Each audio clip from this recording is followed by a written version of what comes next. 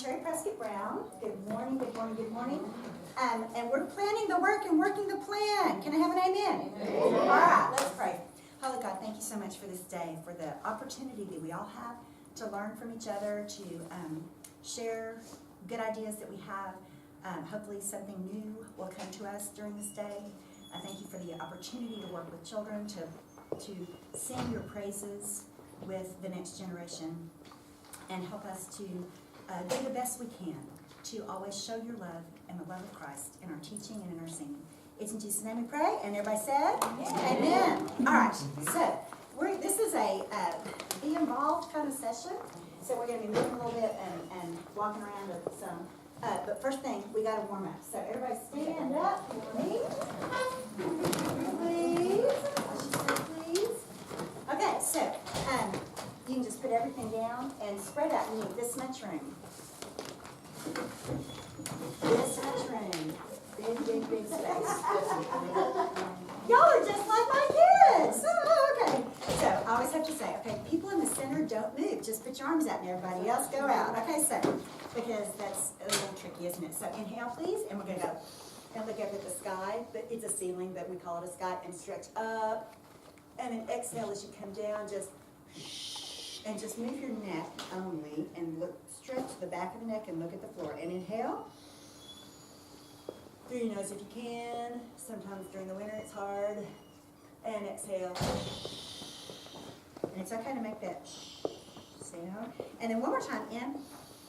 And this time we're going to stretch really hard, and then we're going to bend at the waist and go all the way down like a rag doll. But don't touch the floor. Inhale. Exhale, stay down. And one more. Inhale. Put your hands above your knees and slowly pull your tummy in and slowly lower it. One vertebra at a time. Till your head is the very last thing and you're out of sight. Shoulders up and back. Good morning. Up and way up. And then one more time. Way up and way back. And then just straight up and hold. And I want it to feel really tight and uncomfortable. And I want you to think about something that happened today or yesterday that was not happy. And then release it and shake it out. Okay, one more time. Up. Something else that happened yesterday or the day before that was not happy, or today that's not happy. And then exhale and shake it out, right? Now we're all healthy and happy because we just shook it all out. Now we're standing tall. We're going to stand like singers, and this is the perfect floor. Your feet can be within one tile. Does that make sense? So they're kind of right underneath your shoulders. If you put them outside the tile, they're too far apart, most likely. So just inside the tile. And if you have tiles like this in your room, you're lucky. If you don't, that's okay. Just make it up. Just try to put your feet straight down. Shoulders are down, relaxed. Super staccato, super open. Tall mouth. Ready? Go.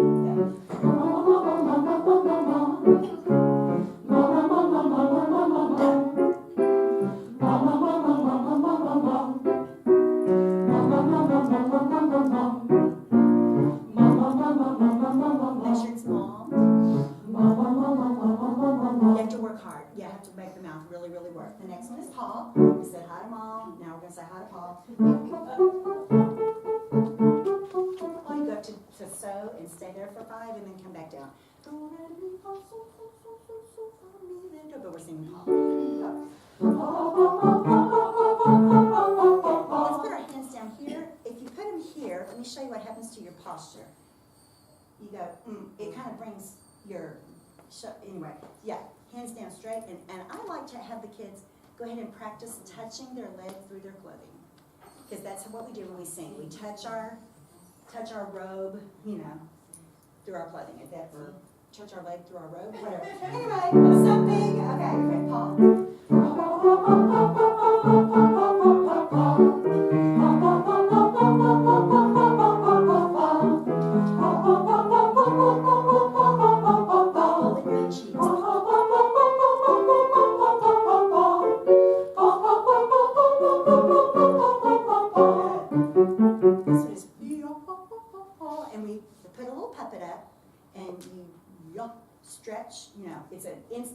drop, right? And an active drop every time. And so sometimes at the first of the year, they have to put their hand up because I want their jaws to open, okay? Ready?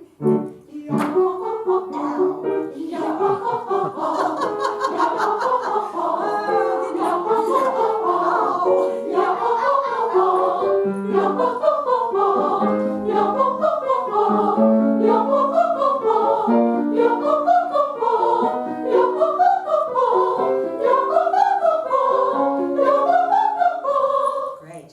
I usually will take them up to an A flat. They can easily do that, and it's not too much, right? Does that make sense? If they're singing beautifully and it's soft and light and short. Then the next one is L-A-W, ready, go.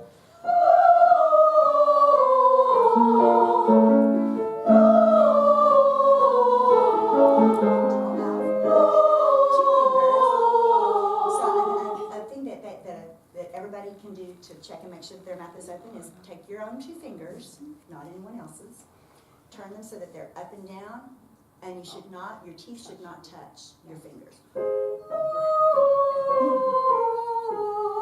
And they shouldn't go in and touch your, don't touch your tongue because we're never mind. So, but that's a way that they can measure on themselves if their mouth is open or not, because friends, we all do this. We think we're opening our mouth, but if you look in the mirror, you will see that you're not, right? I'm not saying you, but we, as human beings, we think that we look one way, but we're not. We don't, actually. And it's actually quite surprising to them when they go, okay, yeah, they do it this way. Yeah.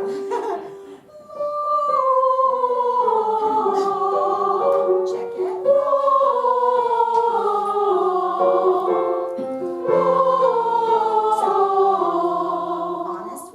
Did you have to open more? Yes. Okay, so it's very interesting. I know, it's like, oh my gosh, okay, so what I'd like to challenge you to do is to later or whenever, get your selfie phone and just look at your mouth when you're singing an ah and just see, do I look like I think I look? Because I will wager, no, many of you have beautiful ahs, don't get me wrong, but some of us are surprised. We look and we go, oh, I thought I was doing this, but I'm not. Okay, so does that make sense? So just check it. It's not a bad thing to check because they're looking at you. And if your example is not open, then they're not going to be open too, right? Does that make sense? And then this is totally not stolen, but received from Helen Kemp. And it's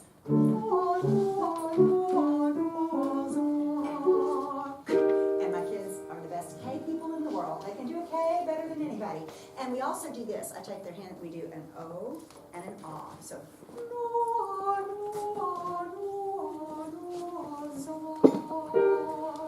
and then they conduct themselves on the K. It's really cool. Ready, go.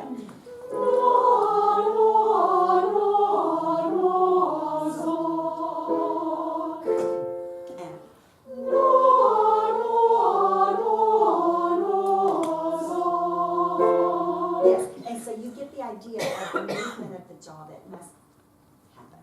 It's a lot of movement. Good. Come on back in and sit. And I have those warm-ups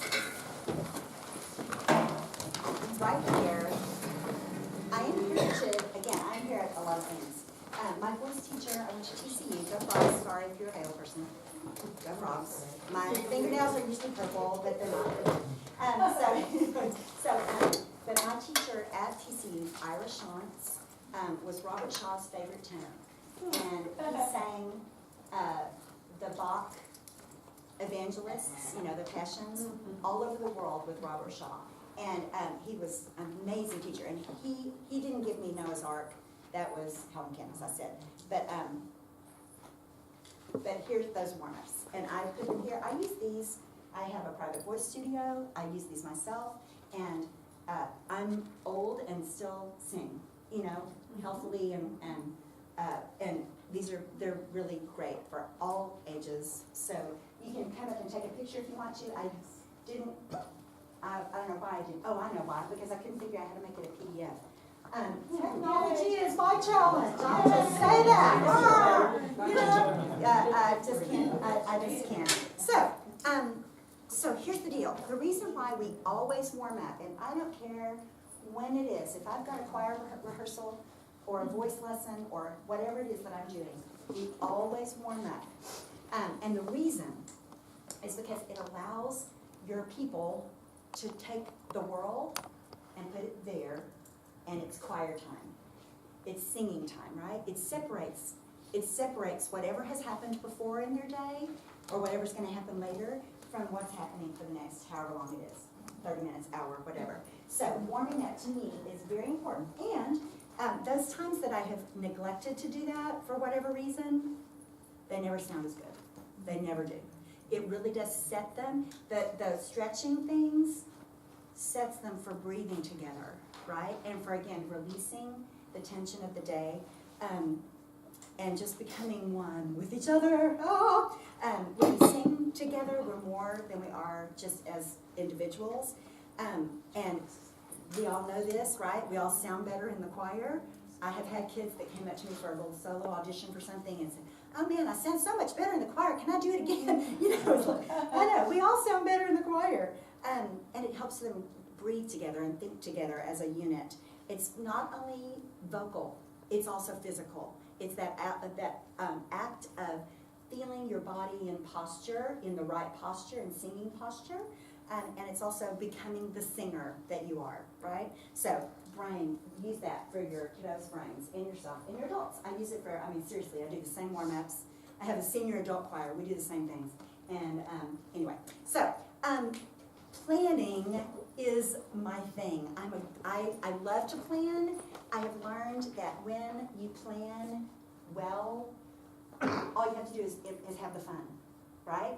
And if you don't plan well, then it's work because the behavior goes away. You know, they start, because they can sense, they're like dogs. They sense the blood in the water. You know, they're sharp. That you don't really know what you're doing that day. And so, but if you've got everything planned ahead of time, it's like, okay, let's do the fun stuff. Let's make music together, right? And so I've become pretty disciplined as far as that goes about planning. Some of these ideas came from some training that I had when I was a teacher. I was at a Gifted and Talented Academy in Garland for many years, and part of my job became learning gifted and talented strategies to teach other teachers. So like I did workshops all over the place, teaching normal or regular classroom teachers how to teach their gifted kids, because you know, they have, you know, you've got these gifted kids in your classes that you're supposed to teach to. So anyway, I learned all about the brain and how it works and blah, blah, blah. And our brains, as human beings, are made to work in small increments of time. 5 minutes, 7 minutes, 10 minutes. We need to tell our preachers this. Because, you know, they talk forever. Amen. Okay, and all that needs to happen to be able to talk to your congregation, whatever that is, for longer than that, is change. All you have to do is change one thing. And you can change posture, you can change the subject, you can change the song. But the most important thing for me, working with children and adults even, is changing their body posture, right? So there are several, and I'm going to show them to you, and I'm probably going to get out of order because sometimes I do that. But I'm going to get out of order just for a second and show you the body postures that are successful for me. Okay, so that was really loud. Sorry. All right, so sitting. You can sit back but up. Let's all do that. So you put your bottoms back and your back is straight, right? So that's back but up. Back, B-U-T, up. Okay, then. Up tall, you scoot all the way out. So you really just have about 3 inches for your dedio. And your feet are flat on the floor. And when you've got little ones, if the chairs are too tall, that's an issue. And I do, and we just have to make it work. Sometimes their toes are on the floor. But, or I get smaller chairs, because, you know, they have chairs of different sizes. So, anyway, so your bottom's forward, your back is straight, so you're really perpendicular, and your feet are on the floor. Now, what is the big temptation when you're sitting like this for children? Cross your feet. You can cross your feet. Sometimes if you've got a chair that has the little rail, they'll put their feet back on that, right? And so, or they start tipping, they do that, right? Okay, so the rule is 6 feet on the floor. 4 feet at the chair and you're 2 feet, right? So 6 feet on the floor. So this is up tall. This is great singing posture, right? Yes. Back foot up is okay singing posture, and it's a change. Okay? Standing tall. So let's stand tall. That's what we did a minute ago. Our feet are, shoulder width apart, and we're standing tall. That's another one. Standing like a kid. Standing like the other kid. Okay? If you're on the floor, crisscross applesauce. I'm not going to get on the floor because then I have to get up. You can sit down. And the kids' favorite is spa sit. Okay, that's where you kind of just like, you act like you're at the spa. And that is really helpful for when instructions are being given and they need a little bit of a break. If you're kind of in an intense rehearsal, I'll give them a spa sit moment. And they have to listen though. They can't close their eyes. They have to keep their eyes open and they have to listen. And they have to show me they're listening. And sometimes I'll ask them to check. I'll check to say, okay, raise one finger. So I'll check with them to make sure that they are listening. But those postures are ways that you can instantly reset their little brains. So if, let's say that you're working on a piece of music and you've worked on it for 5 minutes, you've worked on it for 7 minutes, and you can tell you're losing them for a second, so you just switch their posture. Okay, everybody stand up, boom. And that resets their little brains. And it's magic, it really is. So what I do, and if you come to the next session, which is plan the music, make the work, whatever, work the plan, that's the one where I'm going to really get into how I do planning on specific pieces. But this, and we're going to go way into this next little part, okay? So anyway, plan your music, like 5, 7, 10, 5 minutes, 7 minutes, or 10 minutes. And that goes for adults too. That's about the length that they can really concentrate on one thing without a change of some sort, right? Be realistic about how long it takes you to teach something. Have somebody time you, okay? I have occasionally, and I will still do it, although I'm really good now at knowing, because I've been doing this for about 20 years, this kind of planning. But at first, the first couple of years, I would have a kid with a stopwatch.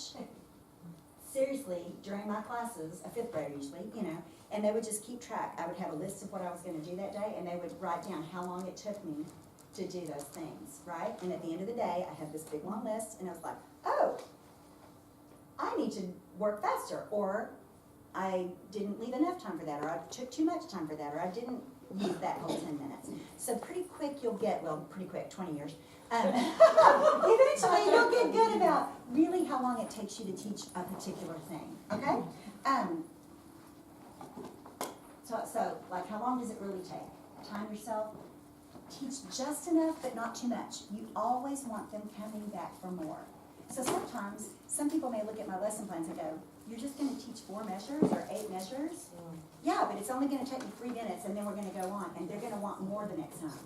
And they'll remember that, okay? And all that is really good.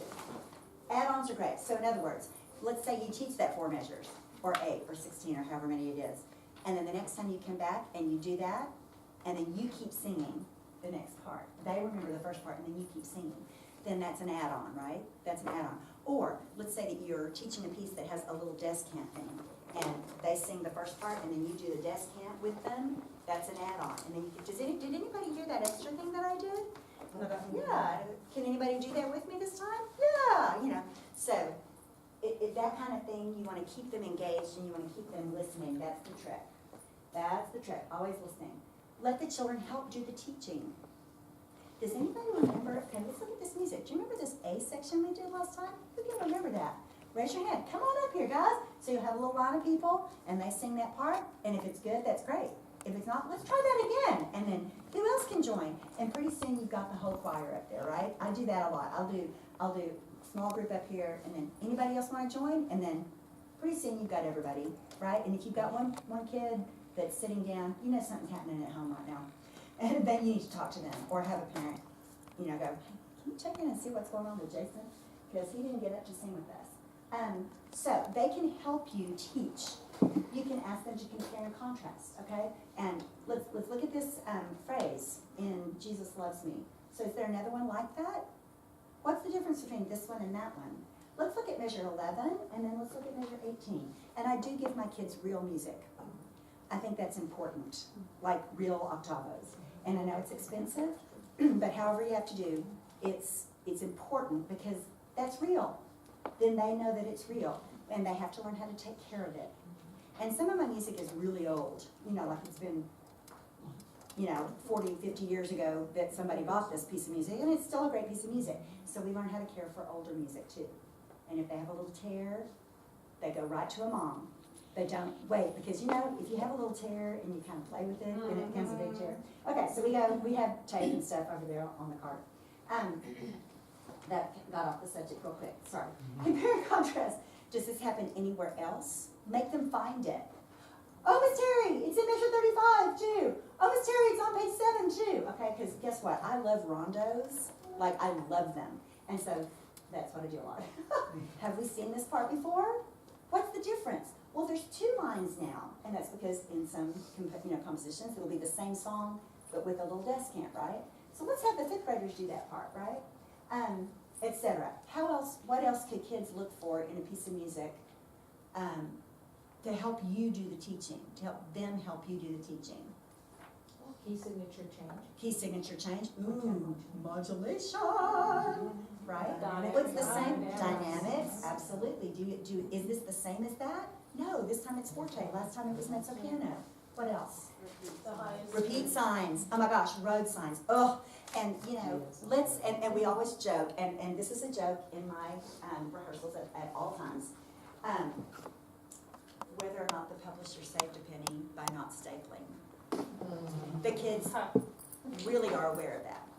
Miss Terrie, they saved a penny because their music is because their music, yeah. Okay, so and we joke about that, but I'm sure teaching them to hold the music correctly. And if you don't have a folder, how do you hold it? Where do you put it? Right. How do you figure that out? Right. Turn it. At the beginning of every year, the choir that I conduct is 1st graders through 5th graders. The children's choir that I do. So it's a big gap, I know. It was not always that way, but it is that way now. And so what happens though, at the beginning of the year, my 5th and 4th graders are all assigned a 1st grader. So we sit 5th grader, 1st grader, 5th grader, and they are the mentors, and they help teach them. They hold the music for them the 1st week, and the 2nd week they say, okay, you get to have your own music this time. So they'll help them find the page. They teach them about the measure numbers. I mean, they feel so important, and they really own it. And they're like, I get to be a mentor this year. And I'm like, yes, they look forward to that. There are things that I think you have to kind of make your kids look forward to, and that's one of them. All right? That makes sense? Big picture. Okay, let's look at the big picture. How much rehearsal time do you actually have? And you need to think about it in terms of how much of your time with your kids, let's say you have an hour a week. I'm making it up. I have an hour and a half a week. But part of it's a snack, part of it's a little worship service that I create for them every week because it's during church. And the way that I got permission to do it is because I said, I'll have church every week, but it'll be Kid Perfect church. It'll be Miss Terrie's church. So we do the creed, we do the prayers, we do hymn singing, we do communion once a month, just like in Methodist church we do it once a month. Or every week, and I do it once a month, and then we do a sermonlet, okay? And I usually try to base it on what they learned in Sunday school that week, but I do it musically, so we'll do a little sing thing about that particular thing. So anyway, so I have that, but I don't count that time in my rehearsal moments, because it's not rehearsal, it's different. And so I literally have 50 minutes, really, okay, a week. With my kiddos. There's actual, I'm not checking roll, I'm not coming in, pick up folders. So, this is me, this is not you, but this is me. And so, let's look at this calendar. So, our first rehearsal will be August the 26th. It's a lie, it won't be 50 minutes because it's also kickoff. So I have a parent meeting. So really, I should have been honest and said really 30 minutes. And then by rehearsal 2, we don't do Labor Day. I I fought that battle, we did it, but half the people weren't there. So I just said, okay, so we're gonna have our kickoff and then skip the week and then start for real after that. So September 9th, add that up. See, that's 50 minutes the first week, but it's not really, but it's okay. And then 100 minutes, does that make sense? Yes. Because I add it. So rehearsal 3. So basically, if you look over here, by the time we get to November the 25th, I will have had 500 minutes of rehearsal total, right? Now, after that is Festival of Carols. It's a concert that I do where my children will sing at least 3 songs, my choir, and then we have the other 2 little baby choirs. They sing a couple of songs. We have handbells.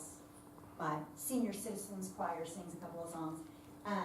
And so by then, I need to know all of that. And then in December, I didn't put the dates, sorry about that. In December, we sing in the sanctuary one week, we sing in the contemporary worship service the next week, and then it's Christmas Eve. We sing on Christmas Eve. We have a special worship service that's just, it's the family nativity service is what we call it. It's the Christmas story. It's really, don't tell anybody, but it's a lessons in carols. It's a lessons in carols, but with costumed characters reading the scriptures. And so, like Isaiah comes out and does the prophecy. It's really cool, but very casual-ish. Does that make sense? It's not real fancy, but they love it, and it's very sweet. The angels come, the shepherd. Oh, it's just sweet. Okay, so anyway, so basically before the first time we sing in worship, which is September the 30th, see where it says sing and worship at the end of the day. That's, I need to know 2 songs by that day. So I've had 200 minutes to teach it, okay? But I've also got to be teaching the song for October 28th. And then notice that November the 4th, November the 11th, we sing another one. So basically, I'm teaching, starting in August, all the music that is going to be sung from now until Christmas, right? And so, what I have to think about is, do I have enough time to get all that music taught? And the way that you know that is by planning how long it takes to teach each song, right? And then adding it up, and then, okay, I've got, my plans say that it's going to take me 600 minutes to teach all of those songs. Whoops, what can I do? Okay, and then we'll talk about that in the next session. I'm just making y'all stay for another hour. Sorry. But this is really important, and I want you to see how you have to think way ahead. Now, I'm not going to teach spring stuff, most likely during the fall. I'm going to wait until January to start my spring stuff. But I am going to teach Christmas stuff a little bit on that probably on the second week when I really have a full rehearsal, right? Just a little bit, a taste, just a taste, okay? So, it's super important, I'm gonna, hold on just a second, let me see what I've got next. Okay, no, okay. So, if you look at your handout for a second, again, make sure you have enough rehearsal time before your presentation, whatever that means. If it means you're gonna be singing in church, that's the presentation I'm talking about. Does that make sense? If it means you're going to be doing a full concert, that's the presentation I'm talking about. Add up the rehearsal minutes you have, which we just did. Add up your plans, teaching minutes for all the music. And you have to also think that first singing time, you've got to get that whole song taught, right? So you might be going, okay, let's say song A, song B, song C, song D, song E, song F. Let's just say that. So you're going to have to teach song A, one segment, and then song B, which is going to happen in October, and then go back to A and do another segment of that, and then go to C, which is November, and then go back to A. So you know your rehearsal is going to sort of be a little longer, if that makes sense, until you've gotten that first Sunday singing time song really taught. Does that make sense? So sometimes you just do a little taste. Okay, if the number of minutes that you have is larger than the number of minutes that you need to teach, you're good. Because chances are, it'll take them maybe a little bit longer than you think, right? But if the number of minutes that you have is more than the number of minutes that you need, then you have to figure it out. And here's the deal. Here's several suggestions. Cut a verse. cut a section, right? There are times when I've done an ABACA coda that I've just left off the C and done ABA coda, right? And that's fine, that's fine. There's nothing wrong with that. Editing is your privilege, right? You buy the music, you can edit the music. And so if you end up short just a little bit, that's a way to do it, right? Or maybe don't teach the little descant. Maybe you don't have time to teach the descant. Or use the song a different time in the year. Maybe that song's not gonna happen in October after all, maybe it's gonna be your February song, right? Gives you a little bit more time. Or divide and conquer. Ask your 5th graders to stay 15 minutes late, or 10 minutes, or 5 minutes late, and teach them the little descant, or teach them the C section, and it's their solo. Yay! Right? So you can fix that in different ways. But you have to use your imagination, you have to figure that out so that you don't do it at the last minute. You don't want it to be the week before when you're going, oh my gosh, I gotta have my 5th graders sing a little bit because I don't know the song. Your brain is your precious resource, right?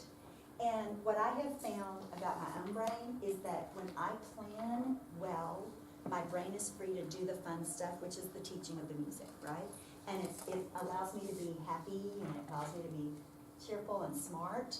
Whereas if I haven't planned and whatever has happened that week that made me distracted and I didn't get it all written down somehow or something, then that's when things go awry and the children erupt and all that bad stuff happens. So treat yourself. It will help you be a happier person once you start this practice. Now, I fully admit that I take things that other people have taught me and take them and make them my own. Cynthia Knott, do y'all know this name? Cynthia Knott's the artistic director of the Children's Chorus of Greater Dallas, and she did a workshop, literally, at least 20 years ago, it might have been longer than that, for the Garland ISD music teachers when I was a baby elementary school teacher. I was trained to be a secondary only person. And so I came to elementary school teaching in a strange way and found that it was where I really always needed to be anyway. And so, but anyway, she came and she taught us this idea of the planning, the 5 to 7 to 10 minute segments. And I adopted it right away. I thought, wow, that makes perfect sense. And it works for everything. It works for adults, children, teaching regular music. Anybody teach in the classroom? Yeah, it works for your classes as well. Let me tell you. Kindergarten, 3 to 5. 3 and 5 minute, right? First grade, 4 and 6 minutes, maybe 4, 5, 6. But when you get to the second and third, you can go 5, 7, 10. It will help you because here's the deal. It allows you to change the activity and it allows them to do a reset every 5 to 10 minutes. Yes. I just want to make sure I completely understand what you're Yes. saying on the 5, 7, 10. Yes. So what you're saying is you teach a 5-minute Yes. segment, change posture or change something, Mm-hmm. then do a 7-minute, Mm-hmm. change Or posture. another 5. Okay. It doesn't. It's not in that order. It's Okay, just that yes. was my question. Yes. No, it's not in that order. Okay. Okay. And so I hate to keep saying come to the next session, but come to the next session because I actually will give you 3, 4 lesson plan, song lesson plans, Okay. They kind of and you'll demonstrate see that. where my brain goes Okay. to see how it actually works. Does that make sense? And then I'll show you how it goes into a lesson plan for each week Right. or each day. So you just basically do 5 minutes change, 5 minutes change, 10 minutes change. Exactly. Whatever comes next in your order of teaching. Yes. Yes. All right, thank you. Yes, absolutely. And we always warm up. That's the first 5 minutes. And that's the first 5 And minutes. it's the stretching and the warming up. That's the first every time. Every time. Again, it helps their brains know that it's choir time. Okay? Does that make sense? I have winged it. Wung it? I have been known to wing it on occasion. And let me tell you, it just ain't fun. It's not fun for me. It's not fun for them.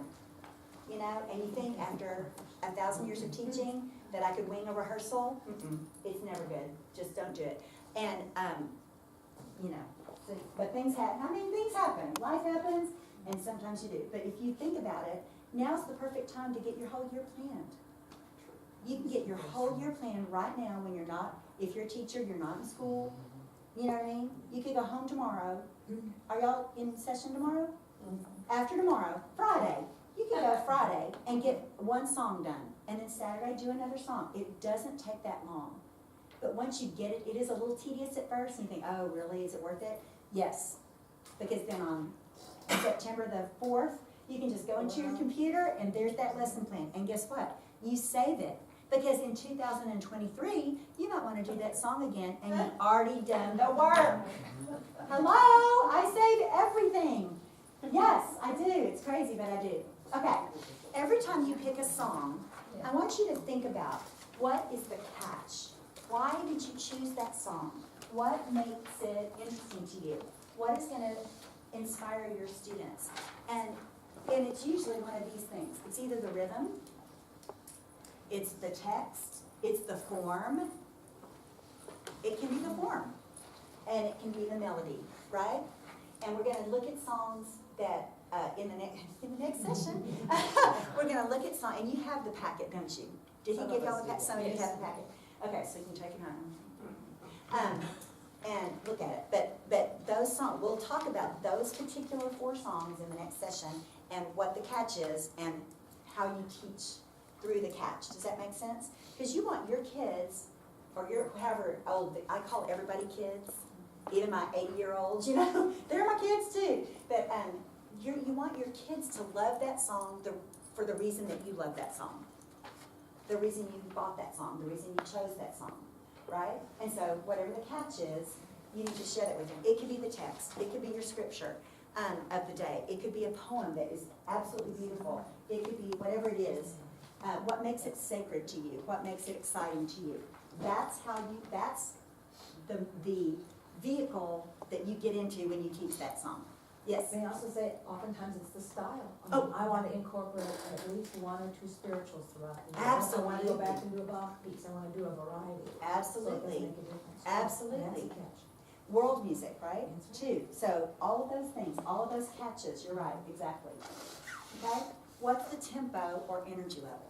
All right? Because sometimes you are going to want to do a beautiful Bach and a duet. But you're probably not going to want to do 3 of them. No, we'll lose them. Right, okay?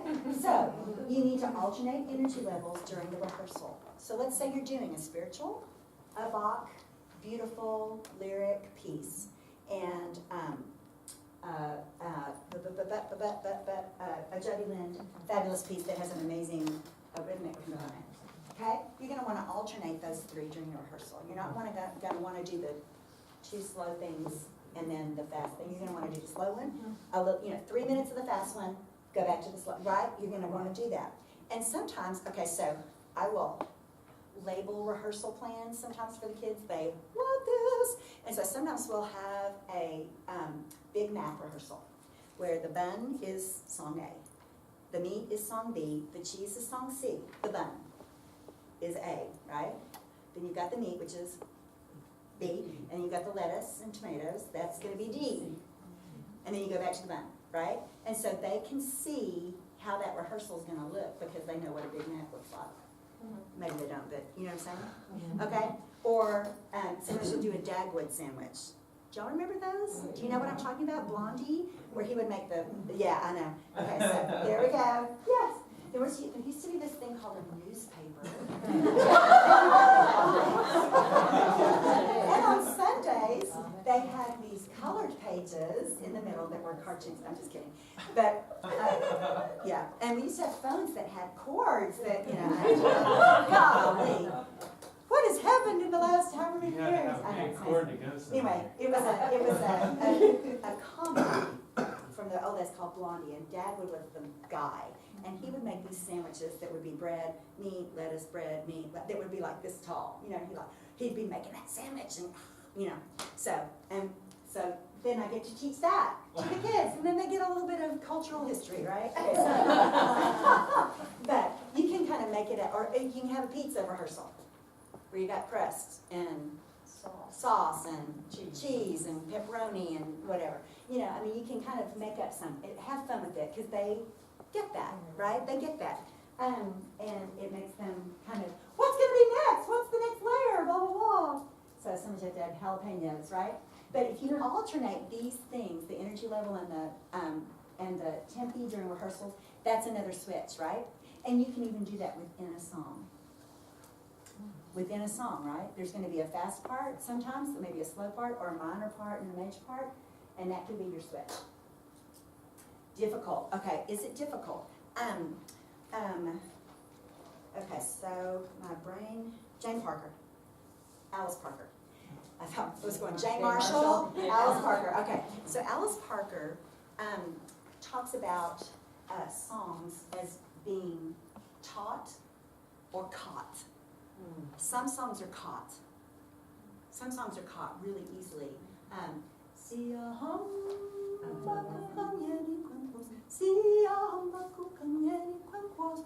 2 seconds, you can have your whole choir singing that with you. They'll just join right in because it's catchy, right? That's a caught song, even though it's in not English. Okay? Other songs need teaching, are taught, right? And so you kind of want to have a combination. Some of your songs are going to be easily caught, and some of them are going to have to be taught, right? And I'm never scared to teach. That's, what I do. But don't be afraid to actually teach. Okay, everybody, over to the whiteboard, okay? And there's actually a blackboard, y'all look. I know. Do they have chalk there too? What? Do they have chalk in the eraser too? There's chalk. There's no eraser. Anyway, sorry, I saw that earlier. I was like, oh my gosh, that's so awesome. Because I will often say, go to the blackboard, and they're going, we didn't have it. Yeah, which was. Okay, but there's nothing wrong, and there's nothing wrong with teaching solfege in your choir rehearsal, right? Nothing wrong. Because guess what? They remember it, and that helps them remember it, really. The hand signs are so important. So think about your pieces. What are they? Is this going to be one that they're going to catch right away? Or is it going to be that I'm going to have to really teach it? Is it more complex? And then, again, alternate between those kinds of things, right? So that they can just start singing away with you. Alternate between new and review, right? So do a part that you learned last week, and then add the new. Or do a part that you did 15 minutes ago, and then add something new to it, right? So it's all about just kind of giving them the opportunity to learn the best way. Is it easy to dance to? Okay, there was this show on television, and it was called American Bandstand. Y'all remember? Okay, so it was Dick Clark, right, back in the day, and it would be I think it was on Saturday afternoons, I'm not sure. Is that right? And it was like American Bandstand, and they would do that, had all these people that danced, and they would play the pop songs. The Beatles were on there sometimes, and they'd have these bands you never heard of. But then they would have this thing where they would play 2 songs, and they would have these 2 people up there going, and they'd have to rate them. Well, I give that one a 10 because it's easy to dance to. And then and I give it an 8 because blah blah blah. I didn't like the words or whatever. So anyway, so that's what that is a reference to. Is it easy to dance to? Okay, so lots of music is, right? It's easy to dance to. We move a lot sometimes. If I'm in a rehearsal and I can sense that they're getting a little low energy, okay, everybody up, we're going to dance. Or we're going to conduct, okay? You can tell who your future conductors are going to be when they're in 1st grade. Because I've got kids that, okay, everybody stand up, you are going to conduct with me, and we'll start conducting, and some of them are like, good. I'm like, okay, you need to take piano lessons, okay? So, because, let's face it, they do. Those kids that have that gift need to go ahead and start getting trained. But have them do the conducting. Have them do the cutoffs for you. And I'm talking about everybody, not just one person, but have everybody do it. Let's all sing this.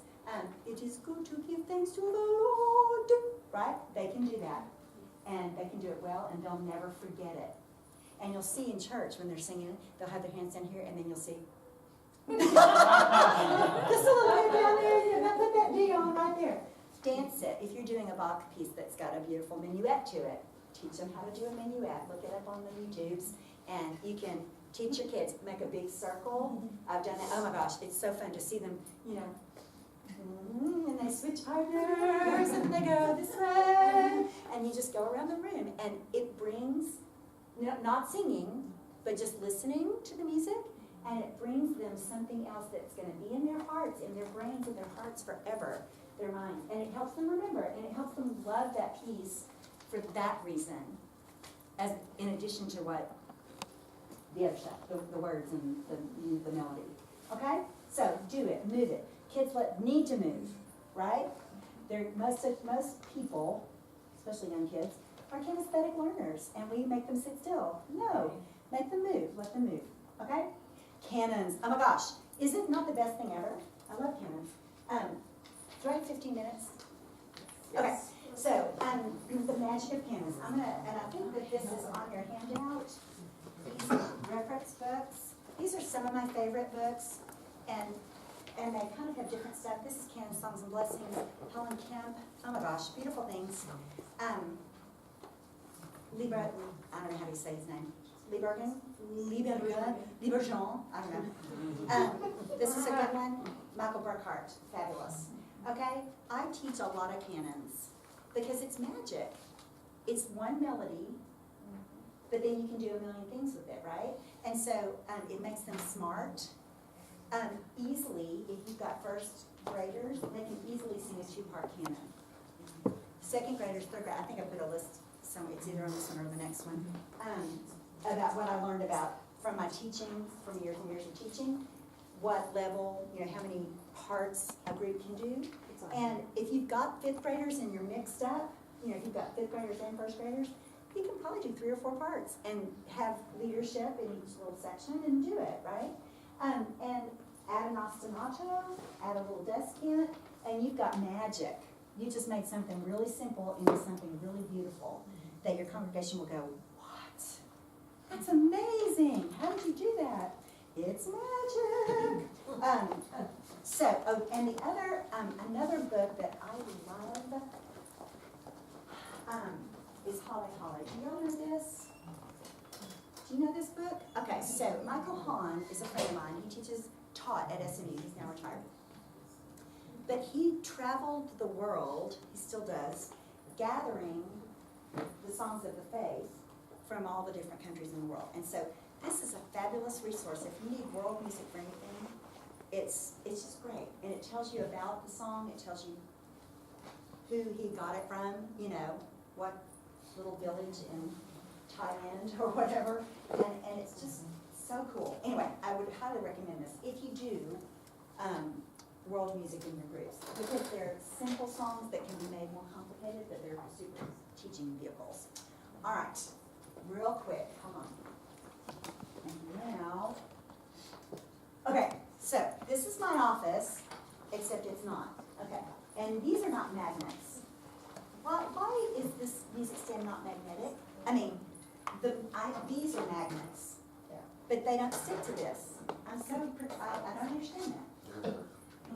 Okay, so this is how I do my week, right? On Monday, I always get my birthday cards done and my birthday crowns labeled. Each y'all get a little paper crown on their birthday. I have a lot of meetings on Mondays, and I get ready for children's chorus, and I get ready for my special needs service. The feast bulletin needs to be turned in, and then whatever tasks I have. This usually has a long list on it, okay? And then I start getting those done and checking them off. On Tuesdays, and this is every week, so I don't mark on it, I just kind of put check marks right here.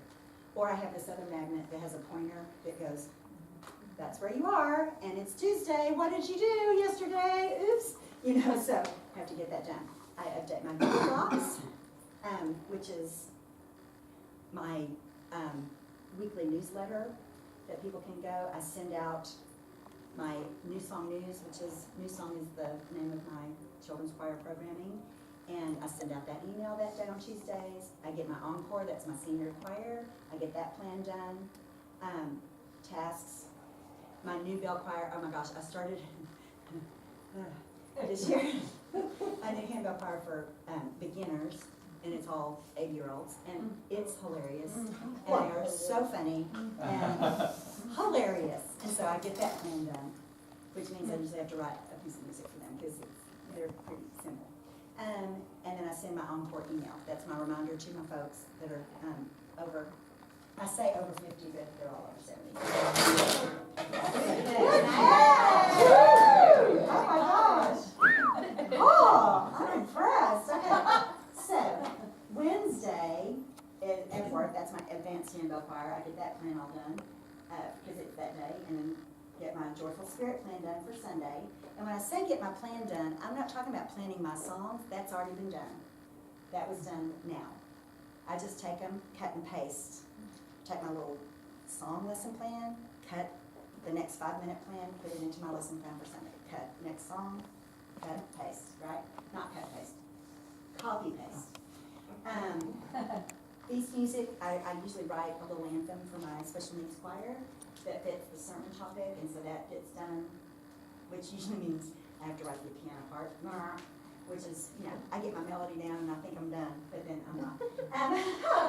And then, get the new song news ready, the encore news, Kid Perfect Worship, that's the worship part of my rehearsal time that I do, I get that all done.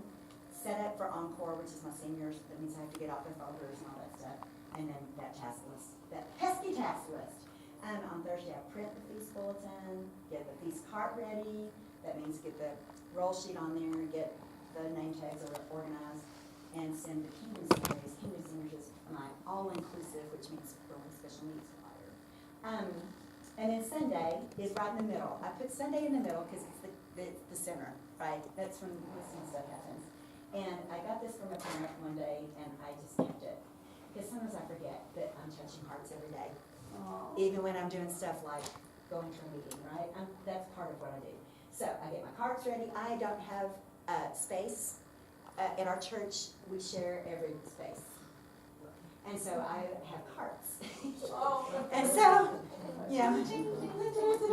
I get my cards ready and I wheel them down and, because every space is full. And so, Sunday school happens until 10:30 and my rehearsal starts at 10:30. And so it's like, wow, whew, woo, it's a choir room. I get my baskets ready. That means for my little baby choirs, I give them, the directors have a little basket that they carry with them because they don't have space either, and which is fine. I mean, I'm happy. This is not a bad problem. I'm happy with it. And then I implement. I do the thing. Get the Kingdom Singer cart to my office because that worship happens in the afternoon of Sunday. Implement. Do payroll because that's important. So that my staff gets paid. So anyway, that's my week. It lives up on my above my desk, and I just kind of have to look over there and go, oh, it's Monday. Oops, I gotta get that stuff done. But that's one thing that's how I plan my week and work the plan. I keep my to-do lists from year to year. So I'll have my 2018-19 to-do list, and I can go back, if I think about it, it's 2 weeks before the Christmas concert. So I look at my calendar and I think, okay, 2 weeks before last year's Christmas concert was November the whatever, and I go back and look at that week's to-do list, and I go, oh my gosh, I haven't done that, and it reminds me. So I remember, it helps me remember. So I copy that one, make it new, fix it to what I need it to be. Does that make sense? But I use history to help me when my brain is full, okay? So I keep my to-do lists forever. And if it's the week before the musical, same thing, right? Because let's figure it out. Christmas comes every year. You don't have to be surprised or panicked by that, right? It happens. But believe me, it used to be, when I came to the church, it was like the whole children's ministry went crazy in December. Christmas is coming! And I was just like going, okay. And one of our leaders said, but ladies, Christmas comes every year. We could have thought about this in July. And so then they started thinking about it in July, and everything was fine. December was so much better then. That's what it says. Christmas comes every year. Plan for it now. Okay, so let me show you what a very dear helper of mine created for me. I am not a computer person. But this is my life. I don't know how to hold it. I'll just show you. Wow. This is July. Okay, I'm going to show you July. This is on a big whiteboard on my wall. Okay, so this is the group that it concerns. And you can see I've got it 6 months out. New Song is all the children's choirs. And this is what I need to do in July. I've got to plan the kickoff. I've got to get 3 professional leaders for the choirs so that the choir directors can be with me with the parents. Blah, blah, blah. Schedule New Song team meeting. Get my little other choir directors together to finalize that. Get the repertoire finalized and ordered, right? And so this is my July. And so this is Joyful Spirit. That's the choir that I actually conduct. And so that's my task for that. And then this is the other two choirs. Glad Song is kindergarten. All they do. We Song is the 4/5s. Kingdom Singers is the all-inclusive. So you see, and the red stuff is what my intern gets to do. God bless her. Okay, so acolytes and bell banners. I'm also the coordinator for that. So anyway, this just kind of goes down the story of my church life. Okay, so that doesn't include my children's course of Greater Dallas work, nor my private voice studio. But this has been a life changer to see it. Now, some people would look at this and panic. I look at it and think, oh, that's all I have to do. Right there, just those things. I don't have to worry about this, but if I can do these things and check them off, and I like scratch them out real, you know, I mean, I loved it. I did that, you know, I get that scratched off. And what this has done for me is it made me remember that Christmas comes every year, plan it now. It just reminds me of that. Kickoff comes every year, plan it. And then you don't have to worry about it or get panicked about it when it happens. I used to do that. I'm a good panicker. I'm really good at that. I'm an expert actually, you know, but now I don't because I know what to do. I have files that tell me, you know, in my computer, I've got kickoff, to-do list, get it done. What has to happen 2 weeks before? What has to happen 6 weeks before? Which is about now. You know what I mean? And so this has changed the way that I exist. And I would encourage you, especially if you are a multi-jobbed person, which I am. So you've got your school, you've got your church, you've got your this, you've got your private studio, you teach piano, you do this, all those things. And if you just think about it, 1 year at a time, this started out blank with just the categories. And my sweet organizer just said, okay, everything you do, just write it down this month. And then save it. And then next month, August, write it down, what you did. And it takes a year, but then you've got this. And it changes your life and lets you be a godly person. I mean, more, well, okay, maybe I should say that. It helps you to be a more godly person because you're not always in stressed mode, okay? And I used to live there. I was in the hospital for a while because I let my life take over my heart. And I really did. I had a very frightening thing. It wasn't a heart attack. It was a stress thing. And my doctor said, Terrie, I told you that stress can kill you. And I was like, oh, no, don't stress me. Yeah, but it could. I mean, it felt like it. I tell you what, I felt like I was going to be dying. But here's the deal. Well-planned rehearsal, well-planned life, you could say well-planned year. It just is so good for everybody. It's good for you. It's good for your kids. It's good for your parents, your helpers, right? It's good for your parent helpers. And your music making will be able to be filled with joy, not with, oh, I didn't get that done. It'll be, I get to just teach you right now, right? So let your time, whatever it is that you're doing, because I've got a lot of balls in the air too. But what this kind of planning has allowed me to do, it's allowed me to be in the moment with whatever it is that I'm doing with joy. And it has changed my life. I will tell you honestly, it has changed my life for the better. And it's really awesome. So, do I have time? What time is it? I'm sorry. 11:14. At 10:14. I've got 1 minute. Questions? Anybody? Questions? What do you do with your parent kickoff meeting? Okay, what do I do at my parent kickoff meeting? I tell them all about communication, how they will be communicated with. I tell them, I have volunteer setups, although I try to get a lot of that filled in before the year starts, because right now I'm in the process of communicating with all my folks. What grade is your child going to be in this next year? Especially the 4 or 5-year-olds and the kindergarten, because some 4 or 5s stay in bridge to kindergarten is what we call it. You know, they stay in that, whatever, they're held back at 4. No, I get it. If your summer birthday and you're a boy, hold them back, please. You know, come on. But just because, they'll be smarter and bigger, that's okay. And so, so I have to find out that.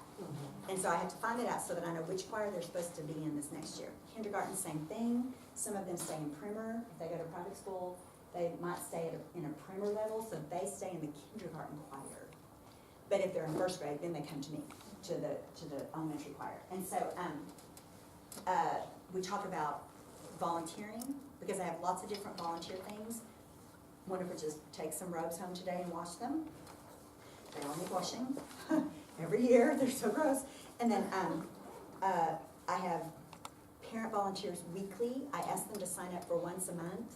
So like first Sunday, second Sunday, third Sunday, or fourth Sunday. And then it's kind of a regular team that work together. I try to have 6 volunteers, parents, in my rehearsal, because I've got a big choir. I don't always get 6, but you know, I try. And then singing Sunday volunteers is a different team, and they help me get the kids here to there in line and blah, blah, blah. And so those are kind of the volunteer opportunities. I don't have them sign up for musical at this point. I wait until the kickoff for the musical, which is later. But we also talk about attendance and how that, you know, your child is going to say, oh, I don't want to go today, and bring your child anyway, because guess what?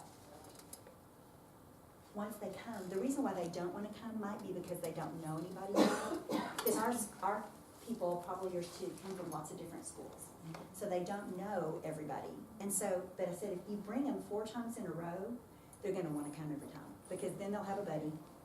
Then they'll have, you know, they'll know people, and they'll want to come every time. So just keep bringing them. But our parents, I don't know if you are experiencing this, sometimes our parents won't make them. They'll listen to their child. I mean, a 4-year-old, come on, we're going to go to church today. Really? Do you give them a choice about whether they go to school today? No. Because it's about God, you know. This is where they really do need to be. So anyway, we talk about that a little bit too. And I used to be afraid to talk about that. I'm not afraid anymore. I'm just like, come on guys, this is your child's faith. Bring your kids to church, right? And we talk about the I give them a calendar for the whole year, and I don't change that. That's one thing that that I have learned to be, that the parents really do respect that I give them the calendar at the front. I tell them the whole year, and then I don't change it. I don't add anything, and I don't take off anything. I just do it the whole year. Every Sunday's listed, and every extra, if we've got musical rehearsals, I do that kind of an intense 2 weeks where they come after school. Not every day, but Sundays. And I give it all to them at the beginning, so they know. And when the singing Sundays are, and all that. So. May I ask, how often do your choirs meet in worship? Are they monthly, like my group? Sort of. It's sort of monthly. In the fall, we usually sing in September, October, November, and a lot of 3 Sundays, 3 times in December. And then in same music, but different places. And then in the spring, it's different. I usually have them sing in January, something that we started in the fall. But then we start the musical, and so that's usually February to whenever the musical is. Spring break. Right, we take off in spring break, and then the musical's in April. And then we'll sing a different kind of a group, I call it Mother's Day Singers, meets for like 3 weeks, 30 minutes, and we sing something quick I on have my Mother's mother Day. sing with my children on Mother's Day. How Every other sweet! year. Oh, I love that. Oh, and the deer in the headlights with the mother. Don't be afraid, just watch me. Because that's Mom, adorable. it's okay, Yeah, just Mom. It's okay. That is so sweet. I love that idea. Yes, nice. Every So other year. not every month in the spring, because we're concentrating on the musical. Any other questions? Okay, so I'll see y'all hopefully at the next one, so you can get the lesson.